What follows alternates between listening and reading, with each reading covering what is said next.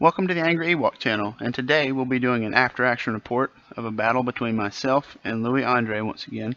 I'll be running an Agate fleet that I've been kind of tooling around with for a while. He's also running an Agate fleet, so it might be a good chance to showcase some of the things that she can do, and we'll go into the list. So, my list is built around an Assault Frigate Mark II-A that has Agate, Whalex, Blizzix, Boosted Comms, ECM, and LTT. I chose to use the A here because of the extra blue dice out the front and the back. Sometimes I'll go for the salvo token because instead of like a bracer or redirect with Agate, because it makes it very efficient at putting out 2 to 3 shots a turn. It's a pretty good double archer if you get it in position, and with LTT it's very reliable. I also have 2 CR90s with turbo laser reroute circuits, so my fleet is very good at producing almost not guaranteed but pretty efficient packets of 2 to 3 damage out of every single shot that it takes. One of them has Janna's Light to have no obstruction, the other one has Liberator, and all fighters follow me to give me just a tiny bump of speed on some of my squadrons. I have a flotilla with Comsnet and a flotilla with jamming field, which is mostly there to try to weather the storm of an alpha strike and try to hit back. My squadrons are Hera Sundala, 2 VCXs, 2 E-Wings, Shara, and Tycho. The idea here is Shara and Tycho are just too good to not take because of their speed, their scatter, their abilities.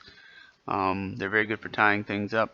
My thought process here is to use Hera to give 2 E-Wings Rogue and then try to poke, to try to snipe at people. And that combos into the VCX. The 2 VCXs, typically when someone sees 2 VCXs in a list, they'll think, token farming list that abuses objectives, don't want to give that person second player. So it'll usually get me first player. So taking 2 VCXs will usually get you first player without a bid if your fleet looks like it's built to play Firelanes and CensorNet, which is exactly what I'm doing here. So the idea is really to give these 2 E-Wings Rogue, let them go in the squadron phase, do their snipe, and then go early in the round, in the following round, snipe again and try to get back out. Use them as a scalpel. So that's my list. So I'm going to have to do this from memory. I don't remember exactly what Louis had on his ships, but I know he had 2 flotillas. He had a Nebulon that was actually Salvation. I thought that was interesting because he's hunting for those hit crits. I think it may have had like quad battery turrets on it. I think the one where you go slower and you get extra blue dice to try to trigger Salvation more often. He has a small fighter complement, and remember he had Gold Squadron, Shar Tycho, Jan Ors, I think it was Hera to give them Rogue, and then he had Lando. And he also had a Liberty. Liberty was the Agate platform. It was built up as a Mon Kirin with engine techs. I don't remember the turbo laser upgrades, but it's basically a fast-moving Rebel ISD. So seeing my 2 VCXs, Louis did in fact choose to be first player. Looking at my missions, he didn't want me to be able to score without engaging, and which I think is the right move here. He picked most wanted from my missions, which is kind of what I really want, because now all of my smaller shots can get an extra dice. But it's again the best choice he could make, I think, with the situation presented to him. I have a pretty distinct deployment advantage here. It's 9 versus 7. And he's first player, so I'm going to get to see where all of his stuff is before my assault frigate goes down, before my CR90 goes down. And so here we see deployment beginning. We both start centrally, and then once everything goes down, I get to place my 3 combat ships to the right. To his right, to my left. I'm on the top, by the way, obviously. And I picked Mon Kirin as the most wanted target. My thought process here is 1 ship versus 3 ships with most wanted. If I can burn that thing down, I can win a decisive victory and just try to force an engagement between those 2 ships. Mon Kirin is a very fast ship, and I worry that I'll be closing with it so fast that I'll only get 1, maybe 2 rounds of shooting into it, and so I probably won't kill it in 1 round with my ships alone. So I feel like I need to get my squadrons over there. You'll see the red approach vectors that I'll probably try to take, and the yellow circle kind of indicating my squads needing to move to the right to support if Mon Kirin tries to go straight in at me and fly by me. I need my rogues to finish her off because she's too fast and I can't turn around. So I need to be able to account for that. My main concern is that Montclair is going to do this long looping green maneuver and try to run away from my combat ships and focus in and use her gunnery teams to burn up my flotillas, take his most wanted ship out of the fight, and then try to win a squad war. Because there's just not enough points in Salvation, the Nebulon on the left side, to really do much for me. I think that would be the play, because if Montclair gets into a long, protracted slugfest with 3 ships and most wanted on it, it's going to be bad. And I think Louis and me both know this. My main concern then is that the assault frigate and the CR-90 on the right side will get taken out of the fight, that they won't get to participate. Because with first player, if Louis gets his nose pointed back towards the middle of the board, if Montclair ever gets in a dangerous spot, he can always go first, accelerate to speed 3, engine tech out to speed 4, and be gone. And it's very, very difficult to trail and do damage as second player. So I really want to be able to bottle Montclair up and keep her from slipping back inside towards the middle of the board. Looking across the table at Louis' fleet, some threats that his fleet presents. He's got a pretty similar squadron complement to mine, and he's got Lando. They're a little bit slower than mine. So I'm going to try my best to avoid them. I'm going to try to use my squads moving to the right to become part of the Montclair fight, because my whole goal is not to win an air war. I'll gladly lose an air war if I can get some bombing on Montclair, because killing Montclair is my biggest and fastest key to victory. And I want to use that speed to be able to create some separation. I think I'm going to need my rogues to help kill Montclair, because I expect the assault frigate and Montclair will close so fast that it'll be a 1 round, maybe 2 rounds of shooting in Montclair and it'll be past me. Because that's the whole game plan. I'm avoiding an air war where possible to try to get things freed up to bomb Montclair.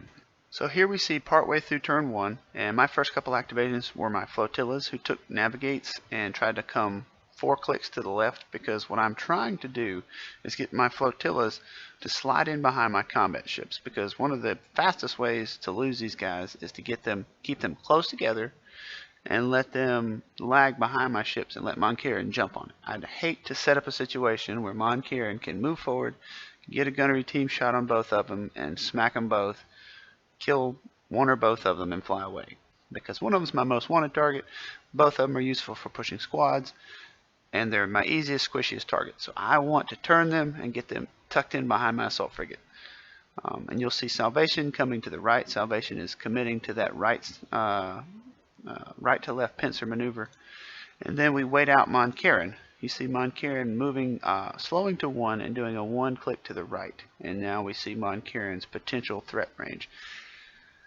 Once I see this, I respond with my assault frigate and my CR-90. I'm trying to create that halo of threat. You see Jaina's Light sitting on that rock. I kind of moved her a little bit shorter than I would normally move her, mostly because I didn't want to extend her into the rogues of his fleet, and but I wanted to keep her in a position where if he tried to dive in towards the middle, I could deliver a double arc probably in the next turn, and obviously the assault frigate would have reacted and followed as well. But that's why Jaina's Light ended up there. Now that Montclair is committed to a right side move, I feel more confident that we're going to have a head-on confrontation between Montclair and my assault frigate. So in the squad phase, my goal is not to try to push forward into those rogues. My goal is to try to move laterally to get them behind the assault frigate, so that if and when Montclair tries to hit and go through, I can try to chew her up with squads, because assault frigates are good. They don't do a lot of burst damage, and Montclair, while tough, especially against big shots with Agate, are not the best at taking little chip shot outside the door, because they only have 1 redirect, and Louis actually took an evade here. Looking at my TRCs, he felt like he would get more use out of the evade, and I think he's right. But that still leaves him with only 1 redirect, and so squads are pretty good at jumping into the side of a Liberty and chewing it up. These red lines indicate where my double arc would be when it shoots next turn. I'm trying to set up a web where Montclair really can't escape without taking a couple double arcs on the way in. Most wanted and double arcs just go together really well. We're actually able to wait out Montclair.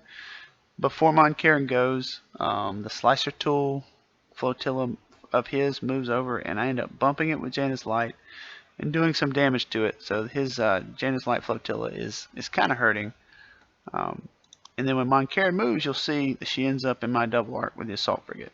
So this is a great shot for me. I take a front and a side, adding a dice to both. They're both at blue range, so it's 2 reds and a blue at the front plus a most wanted, 3 reds and a blue at the side plus a most wanted. With a reroll on one of my red dice, it's very effective for me. I also think I got a long range like TRC shot off of Liberator, but it was 2 blanks. I TRC to a double. He flipped the evade. It didn't matter. Just a good call by Louis to do that. But now you see the position towards the end of turn 2, and I have Mon Carin. Once I activate with the Assault Frigate, I'm able to do a speed 2 move, 1 click to the right, 2 clicks back to the left, and sit down in front of Mon Carin. So now I've created a situation where I have Mon Carin double arced, and she only has me single arced. Also, I have this flotilla, this slicer tool flotilla in front of Janus Light double arced in a situation where I can ram her. So I'm creating a fork as the second player where he can only save 1 ship. I'm trying to nip off this flotilla because I know that he'll go with Mon Carin. Because if he does not go with Mon Carin, he'll eat another set of most wanted double arcs from the Assault Frigate and probably a salvo when he fires back. So he really does not want to do that. Mon Carin is almost has to be his first activation here. So when you realize you got a situation like that, just take a minute, try to put your ships in a punishing position to where the first player can't save everything. So Louis will go first with Mon Carin. I'm trying to use that information to my advantage. In the squad phase, again, I'm trying to get my squads over to help finish off on Mon Carin. I'm trying to not get tied up in a scrum down there between his flotillas and his rogues, because I really don't want to sit in that flak bubble. I really don't want to get tied down there because everything I've got is focused on killing Mon Carin. So here we are at the top of the squad phase of turn 2. My plan is to continue my squads moving to the right, trying to get in the way of Mon Carin. I'm thinking that I can outrun his squads. He doesn't think he can head off my squads, but he has Hera. He does a really good thing. He puts Rogue on Shara Tycho. First 2 activations, he slings them into the middle of my squad wing and ties me down. And I think that's something we're going to see a lot more of with the grit Intel grit change, making Intel give grit instead of give heavy to enemy squadrons. You know, he freezes a lot of my stuff in place. And then he also uses Lando and Gold Squadron and Rogue Squadron to start picking on this Janus Light CR90. The end result is I think he really decisively gains an edge here in the squad war because I'm tied down by Shara and Tycho and can't really get loose except for my E-Wings. I use my E-Wings to snipe at Shara, but I'm not very effective at killing her, at hurting her through the scatter. And now he's got enough bomber damage on my Janus Light that it's going to be in a bad way. So I think it was very well played by Louis, and the takeaway here is I think I lost focus. Those E-Wings jumped in and tried to kill Shara. And it was a situation where I wasn't sure if I wanted to jump in with 4 dice at regular range and eat the counter, or if I wanted to try to nip away at her with 3 dice with the snipe. I used the snipe. I really had no business going in there to begin with. I should have been bombing Mon Carin. Even if I was going to be out, because from where the E-Wings started behind the asteroid, I don't think they could have jumped over the A-Wings in such a position that they could bomb and not be tied down by Shara and Tycho.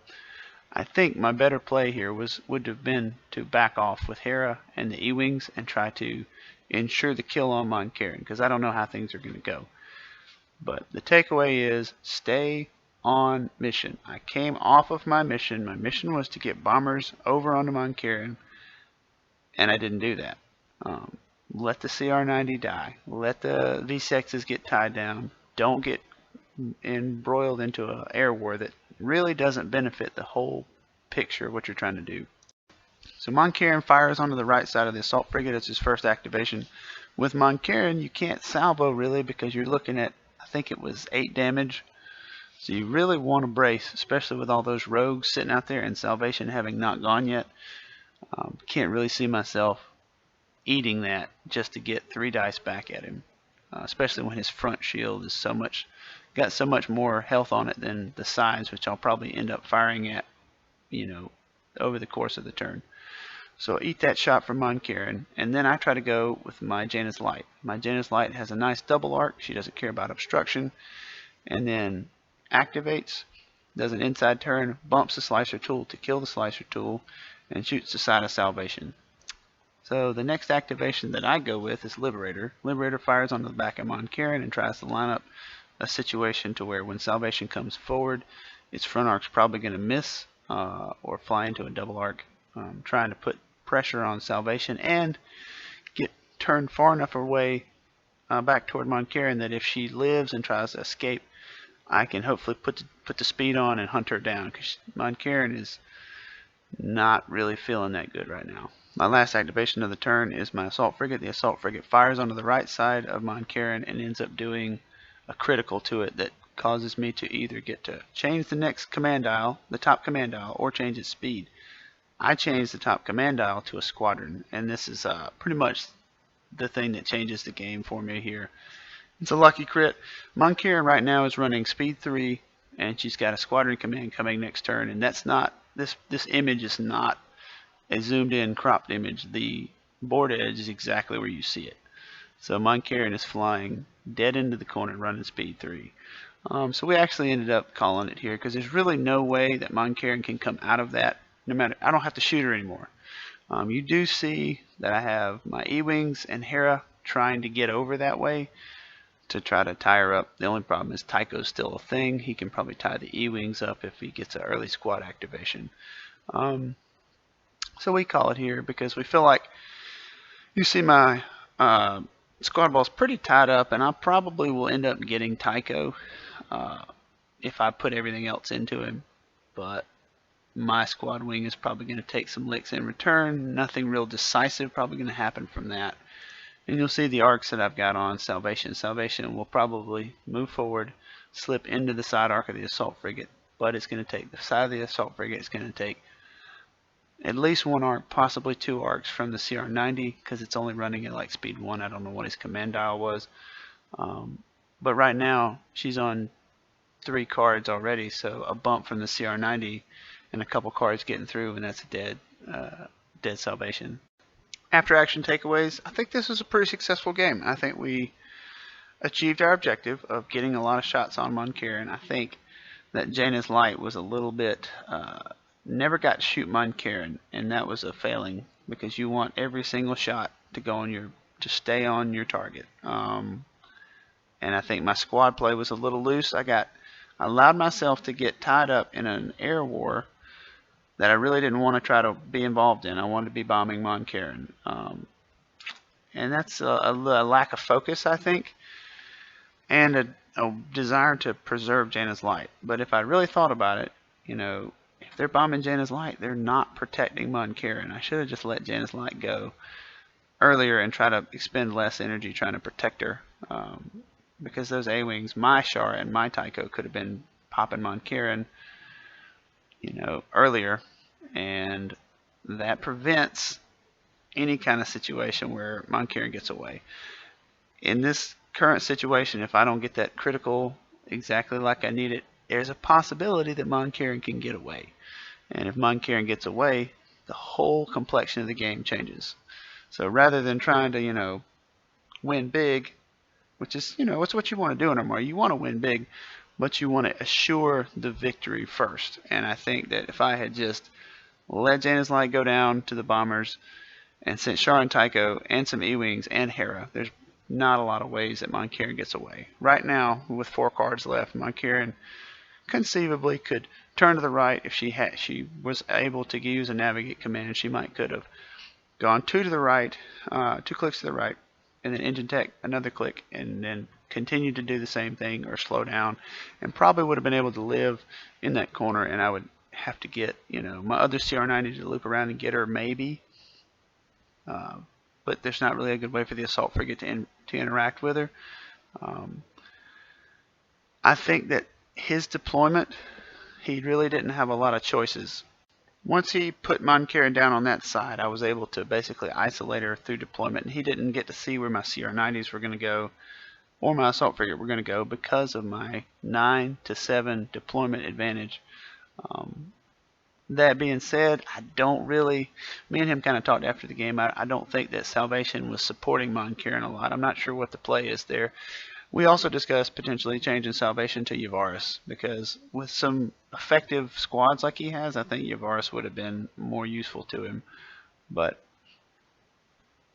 I think that those two ships being deployed across from one another with the flotillas in the middle makes it hard for them to get together and focus on the same target. And so a lot of the times when I was getting shot, I was able to expend all my tokens to neutralize Mon Carin. The best token that I have, irregardless of what's been exhausted. Mon Carin can't solo 3 ships by herself. So thank you for watching. I hope you enjoyed this. I hope this was informative. It's been a while since we've done one of these. Probably going to try to come back with some Clone Wars games soon.